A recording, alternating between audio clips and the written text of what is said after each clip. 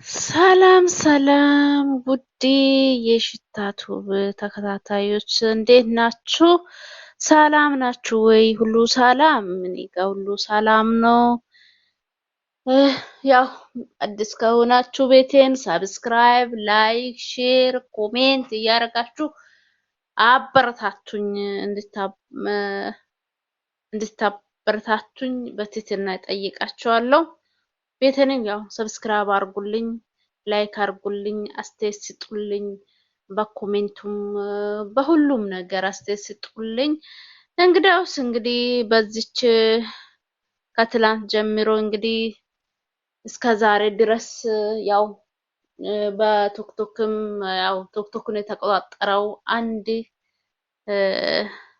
አባወራ አለና ያው እንግዲህ ያው ግማሾቹ ዘካራስ ተቆረጠ፣ ዘካራስን ቆርጦ በእጅ ይዟል እያሉ ነው። ግማሾቹ ደግሞ አቡሽን ቆርጦ በእጅ ይዟል እያሉ ነው። እንግዲህ ያው በዚህ ሁለት ቀን ያው ያስቃል ነገሮቹ።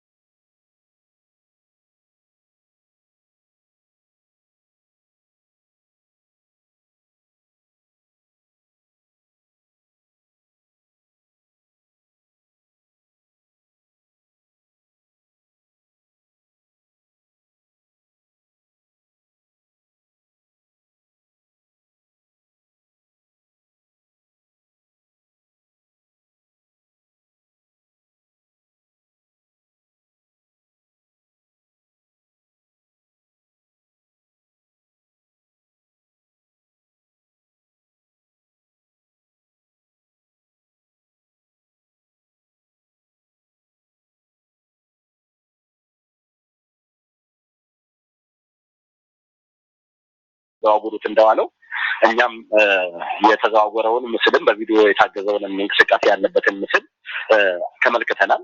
እንዳየንም በወላይታ ዞን አካባቢ ነው ይሄ ወንጀል የተፈጸመው የሚለውን ከዞኑ እንዲሁም ደግሞ በዞኑ ስር ካሉ ወረዳዎች ጋር በመሆን አካባቢውን ለመለየት ጥረት አድርገናል። ነገር ግን በወላይታ ዞን ካሉ ከተማ አስተዳደሮችም ሆኑ ወረዳዎች ውስጥ ይህን አይነት ክስተት እንዳላጋጠመ ሙሉ በሙሉ ማረጋገጥ ችለናል ማለት ነው። እንደታዘባችሁትም በማህበራዊ ድረገጽ ወይንም ደግሞ እነዚህ ቲክቶክ እና ፌስቡክ ላይ ሲዘዋወር የነበረው በወላይታ ዞን ውስጥ 14 ወረዳ የሚባል ቦታ እንደሆነ ነው የሚገልጸው። ያ ቦታ ደግሞ በወላይታ ዞን ውስጥ 14 ወረዳ የሚባል አካባቢ ጭራሽ ያወቃቀርም በአደረጃጀት የሌለ አካባቢና የፈጠራ ወሬ መሆኑን አረጋግጠን ችለናል። አሁን ከዞኑ ፖሊስ ጋር ይህ ነገር በስፋት ቫሪያል ወጥቶ ሁሉም ሲቀባበለው ካገኘን በኋላ ነገሩ ለምን ታሰበ ምን ተፈልጎ ነው ወላይታ ዞንንስ ለምን ተመረጠ ለዚህ ሐሰተኛ መረጃ የሚለውን የማጥራት ስራ ለመስራት የአንድ ይህንን የሚያጣራ የምርመራ ቡድን ተዘጋጅቶ በሁሉም በዞኑ ባሉ አካባቢዎች ላይ ነገሩ ካለን ከሌለም ደግሞ የፈጠራ ወሬት ምንጩ ከየት ነው የሚለውን ነገር የማጥራት ስራ ለመስራት እንቅስቃሴ ተጀምሯል። እንግዲህ ተመልካቾቻችንም እንዳዩት እጅግ እንግዲህ መረጃውን እንደሰማችሁ ነው። ያው እኔ ከአንደበቴ የሚያወጣው ወይም ከአንደበቴ ያው አሳምሬ ወይም አጣፍጥ ጨውን አርጌ ስኳር አርጌ የሚያወራው ነገር የለም። ከፖሊሱ አንደበት እንደሰማችሁ ከሆነ የውሸት መረጃ መሆኑን እነሱም ያው እያጣሩ እንዳሉ ነው እያወሩ ያሉት። እንግዲህ የሐሰተኛ መረጃ የሚያወጡት ግለሰቦቹም ያው እንደዚህ የውሸት ሚዲያዎቹን እንደዚህ አይነት የውሸት መረጃ ይዞ የሚወጣ ሚዲያዎቹን ለይተን ብናውቅና ለይተን ነገሮቹን እውነተኛ ነገርና ውሸት ያለው ነገርን አጣርተን ምርትና ግርድን አጣርተን ብናወራ ወይም ብንሰራ በጣም አሪፍ ነው ብዬ ተስፋ አደርጋለሁ። እኔ ያው ትላንት ዛሬ ጠዋት ነው ይሄንን ነገር ያየሁት። ያው ቶክቶኩ በጣም በቃ ስልክ ራሱ ተጨናነቀ። የከፈትኩበት ቦታ ሁሉ ሰውየው እንደዚህ አድርጓል።